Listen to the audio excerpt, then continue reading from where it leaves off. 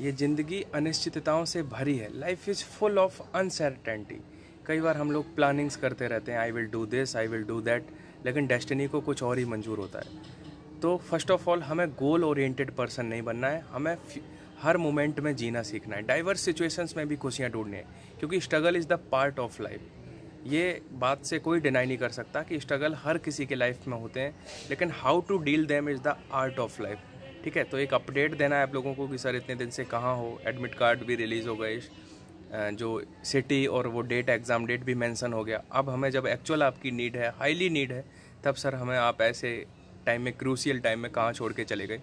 तो मैं आपको बता दूं कि मेरी मम्मी जी को मतलब बैकबोन में इशू था, रेगुलर पेन होता रहता था पिछले कुछ मंथ से, लेकिन जब बहुत बढ़ा तो फिर उनको हॉस्पिटलाइज़ किया। मैं अभी एट प्रेजेंट ग्वालियर में हूँ।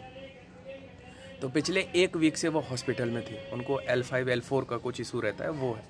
तो आज मैं अपनी मौसी के यहाँ आ पाया हूँ फाइनली सुबह। तो मैं आपको बता दूँ कि मैं इतने दिन में, जैसे हमारा मिसकम्युनिकेशन हुआ, हम लोग नहीं मिल पाए यूट्यूब पे, तो इट डज़ नॉट मीन कि हमने आपके लिए कुछ नहीं किया या एफर्ट नहीं लगाया।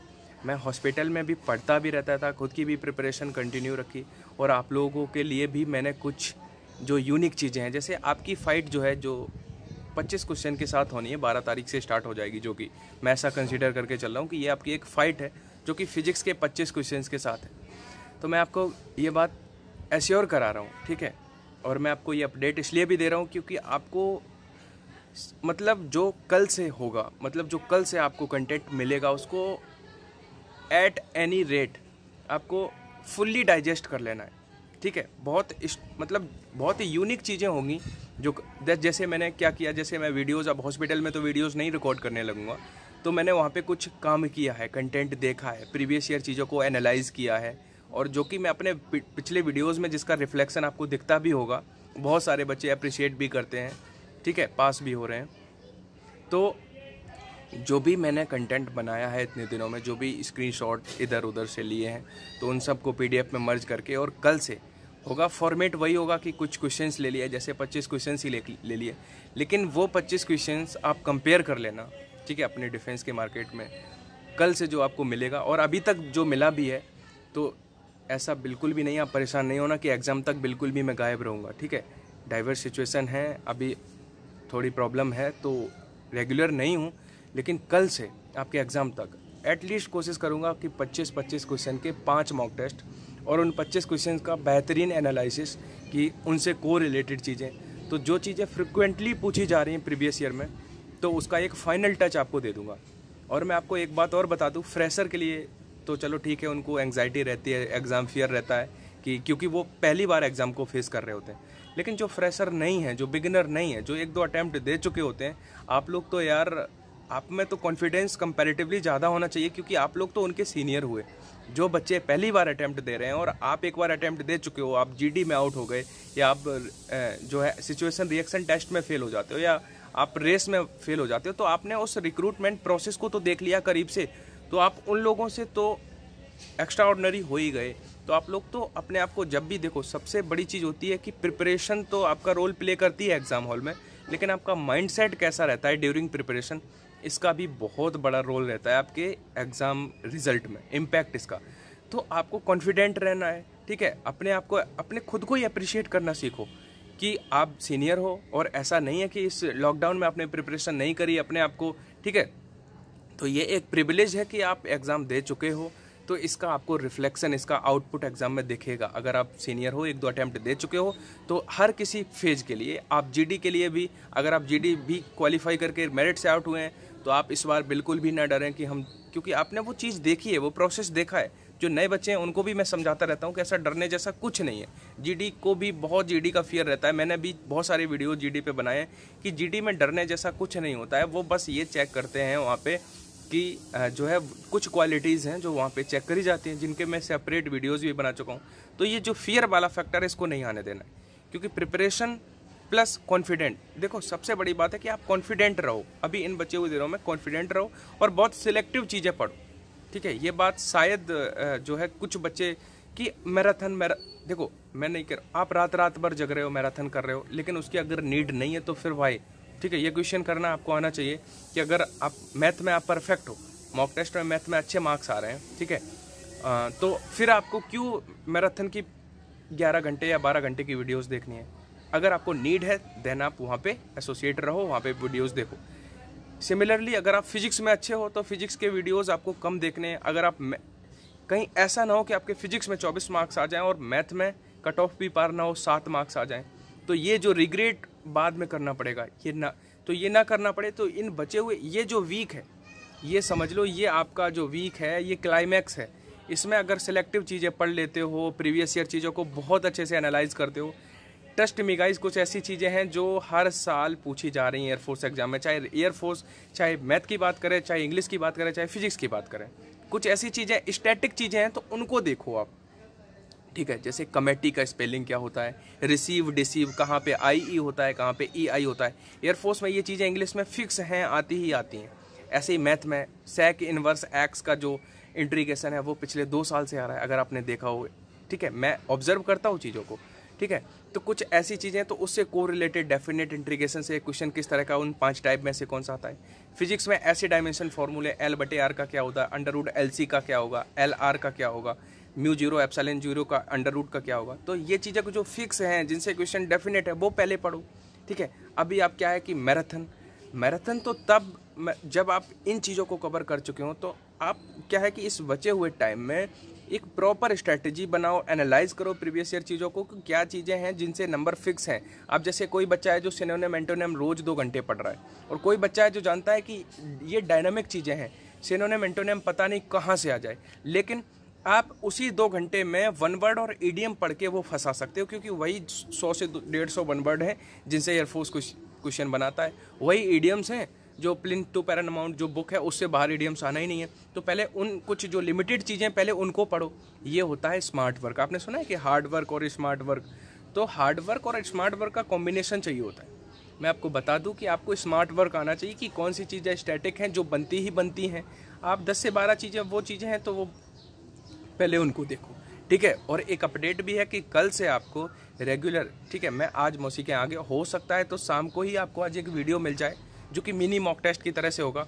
आपको भी पता है कि मेरे वीडियोस मिनी मॉक टेस्ट होते हैं, लेकिन जैसे 10 भी क्वेश्चन है तो 10 के साथ मैं 20 और बातें बता देता हूँ को रिलेटेड। तो अब में एक कॉन्फिडेंस आता है, ऐसा मुझे कमेंट सेक्शन देख के पता चलता है, और बहुत एफर्ट लगा के उन वीडियोज़ को बनाता हूँ। ऐसे रैंडम किसी भी बुक उठा के और ये क्वेश्चन नहीं ले लेता हूँ। मैं आपको बता रहा हूँ मैं बहुत मेहनत करता हूँ। अगर 10 क्वेश्चन है, अगर 30 मिनट का वीडियो है तो मैंने उसमें 2-3 घंटे लगाए हुए होते हैं, इनपुट दिया हुआ होता है, ठीक है। तो आपके हिस्से की मेहनत मैं कर देता हूँ, तो आपको बिल्कुल भी डरना नहीं है। सबसे पहली चीज़ कॉन्फिडेंट रहना है। और कल से अगर आपने बेल आइकन, क्योंकि 50% मेरे सब्सक्राइबर जो मेरे रेगुलर वीडियोस देखते हैं उन्होंने सब्सक्राइब नहीं किया हुआ है, ये हमें क्रिएटर स्टूडियो से पता चला। तो आपने क्या करना है कि सब्सक्राइब कर लेना है। एक भी वीडियो, एक भी अपडेट जो एग्ज़ाम तक आएगी वो मिस नहीं करनी है, ठीक है। कभी पता नहीं होता कि लाइफ में कौन सा वीडियोस हमारा टर्निंग पॉइंट हो जाए, कौन सी इन्फॉर्मेशन हमारे लिए लाइफ चेंजिंग हो जाए। तो ठीक है, तो बी इन टच। कल से जो वीडियोस आएंगे बेल आइकन प्रेस कर लेना, उनको बिल्कुल भी मिस करना मत करना। और हो सकेगा तो कम्युनिटी पे भी मैं मतलब पैरेलली, क्योंकि अब जो हमारा लैक हुआ है तो उसको मैं फुलफिल करने की कोशिश करूंगा। तो टेलीग्राम, कम्युनिटी, इन सारी जगह पे अगर कुछ क्वेश्चंस पोस्ट करूंगा तो समझ लो वो यूनिक क्वेश्चंस होंगे, जो क्वेश्चंस मतलब आने ही आने हैं। 90% चांसेस हैं। जैसे वो जम्प्स मारता है, एक टीवी पे एडवर्टाइज आता है, ये हमारे 99.9% कीटाणुओं को। तो इस तरह से जो क्वेश्चंस आएंगे उनके आने की प्रोबेबिलिटी बहुत ज़्यादा होगी, ठीक है। प्रोबेबिलिटी एक तो होती नहीं है, तो ये भी क्वेश्चंस एयरफोर्स पूछता है, ठीक है। तो अब हम क्या करेंगे कि कल से बहुत अच्छे तरीके से कुछ चीज़ें देखेंगे, और आप प्रीवियस ईयर चीज़ों को, जो मैंने प्लेलिस्ट बनाई है उसमें अभी क्या है कि बचे हुए टाइम में आप स्पेशली जो मैराथन वीडियोस हैं 4 से 5 वो कोशिश करना, आप देख लेना, तो उनसे भी आपको एक फाइनल टच मिलेगा। और जो बच्चे मॉक टेस्ट लगाना चाहते हैं तो वो परीक्षा एप्लीकेशन का लिंक हमने डिस्क्रिप्शन बॉक्स में दे रखा है, तो वहाँ से उसको डाउनलोड करके इन बचे हुए वीक में लगा सकते हैं, जिन बच्चों ने इनरोल नहीं किया है। क्योंकि वहाँ पे जब एग्ज़ाम हॉल में आप कंप्यूटर स्क्रीन को फेस करेंगे तो आपको वहाँ पे कुछ नया ना लगे। मॉक टेस्ट क्यों होते हैं? केवल वो क्वेश्चंस का इन्फॉर्मेशन लेने के लिए नहीं होते हैं, या देन केवल नॉलेज चेक करने के लिए नहीं होते हैं, क्योंकि आपका पेपर ऑनलाइन होगा तो उसमें एक्यूरेसी भी बहुत मायने रखती है, स्पीड एंड एक्यूरेसी। तो वो आती है मॉक टेस्ट की, क्योंकि जब आप फ़ोन की स्क्रीन पे या लैपटॉप पे घर में मॉक टेस्ट दे रहे होंगे तो वहाँ पे टाइमिंग चल रहा होगा, ऊपर टाइमर लगा रहता है, तो उससे वही फीलिंग आती है जो एग्ज़ाम। तो अब यहाँ पे अगर आप 8 से 10 मॉक टेस्ट लगा के जाते हो एग्ज़ाम तक, तो वहाँ पे एक्यूरेसी आपकी बढ़ेगी, जिसका रोल आपके रिजल्ट में दिखेगा। तो आप किसी भी, देखो बहुत सारे लोग जो है किसी क्रिटिसाइज़ करते हैं कि ये प्लेटफॉर्म ऐसा है, मतलब मैं कहूँगा तो नहीं, जिनको फिजिक्स का पी भी नहीं आता वो लोग भी कहते हैं। मैं इन सब कंट्रोवर्सी में नहीं पढ़ना चाहता हूँ। देखो मैं आपको एक बात ज़रूर बता दूँ कि हाँ, अभी मार्केट में कोई भी ऐसा जेन्युइन रिसोर्स नहीं है जो एकदम एग्ज़ाम ओरिएंटेड चीज़ें प्रोवाइड करा रहा है, ठीक है। सारी चीज़ें कंपैरेटिवली हैं, किसी में अगर 90% चीज़ें सही हैं, किसी में 80% चीज़ें सही हैं, किसी में 70% चीज़ें सही हैं, कोई भी परफेक्ट नहीं है। अभी अगर एसएससी की बात करें, बैंकिंग की बात करें, तो बहुत सारे प्लेटफॉर्म्स आर देयर जो बहुत अच्छा कंटेंट, जो exam oriented to the point चीज़ें दे रहे हैं। लेकिन एयरफोर्स की चीज़ में, एयरफोर्स की फील्ड में, नेवी की फील्ड में अभी एक भी प्लेटफॉर्म ऐसा नहीं है, ये मैं दावे के साथ कह रहा हूँ, जो एकदम अप टू द मार्क चीज़ें दे रहा है। लेकिन फिर भी हमें ये देखना है कि कंपैरेटिवली, अब जैसे परीक्षा एप्लीकेशन की बात करें तो मैं उसको प्रमोट करता हूँ, ठीक है, वो हमें इस प्रमोशन के लिए पे करते हैं। तो इट डज़ नॉट मीन कि मैं आपको कचड़ा प्रमोट कर दूंगा, पैसे के लिए सब कुछ कर दूंगा। टेक्स्ट बुक, कुछ ऐसे प्लेटफॉर्म हैं जो अच्छे हैं, यहाँ पे आप मॉक टेस्ट लगा सकते हो। तो अगर परीक्षा एप्लीकेशन पे आप इनरोल करो तो मेरा रेफरल कोड है ANU50, जिससे आपको इंस्टेंट 50% का डिस्काउंट मिल जाएगा। और अभी जुलाई का जो ऑफर भी चल रहा है वो सारी बातें आपको पता भी होंगी। तो you should enroll whether it is परीक्षा और एनी अदर प्लेटफॉर्म, बट आपको कहीं ना कहीं इनरोल कर लेना है और मॉक टेस्ट जरूर लगाने हैं, क्योंकि आपको हैबिट डालनी है ना वो एग्ज़ाम वाली, ठीक है। तो ये सब बातें हैं, और मैंने अपना नंबर भी दिया हुआ है, तो आपका कोई भी कंसर्न, कोई भी डाउट, कुछ भी आपको एग्ज़ाम से रिलेटेड अभी इन बचे हुए टाइम में आता है, तो I will receive your call.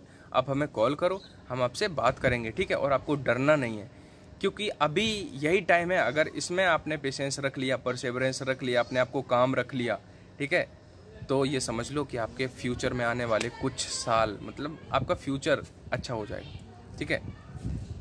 और ये बिल्कुल भी नहीं है कि अगर इस एग्ज़ाम में आप पास नहीं होते हैं, क्योंकि ये भी आपको साथ में लेके चलना है कि अगर पास नहीं होते हैं कि लाइफ खत्म हो जाएगी। अपॉर्चुनिटी की कमी नहीं होती है, ये सारी चीज़ें आपको अभी रियलाइज़ नहीं होता है। ये सारे जो फेज़ आते हैं, ऐसे फेज़ आते हैं, ये आपको कुछ सिखाने के लिए आते हैं, आपको वॉरियर बनाने के लिए आते हैं। जो कठिन रोल होते हैं वो एक अच्छे एक्टर को दिए जाते हैं। तो ये भी नहीं है कि यही एक, हमने अभी पहले ही बताया था बिगिनिंग में वीडियो की, कि हमें गोल ओरिएंटेड नहीं होना है कि हमने डेस्टिनेशन बना ली कि मैं वहाँ पे पहुँच के सेटिस्फाइड हो जाऊँ। लाइफ में सेटिस्फैक्शन कभी नहीं आएगा। जॉब भी हो जाएगी, शादी भी हो जाएगी, बच्चे हो जाएंगे, सेटिस्फैक्शन नहीं आता, ठीक है। तो हमें क्या करना है, ज़िंदगी को जीना सीखना है। हमें समझना है कि हर चीज़ का पर्पज़ क्या है। कोई भी अननेसेसरी चीज़ नहीं होती है। जो भी हैपनिंग हो रही है वो कुछ ना कुछ उनका मोटिव है, ठीक है। तो जितनी जल्दी ये रियलाइज़ कर लोगे बहुत अच्छा रहेगा।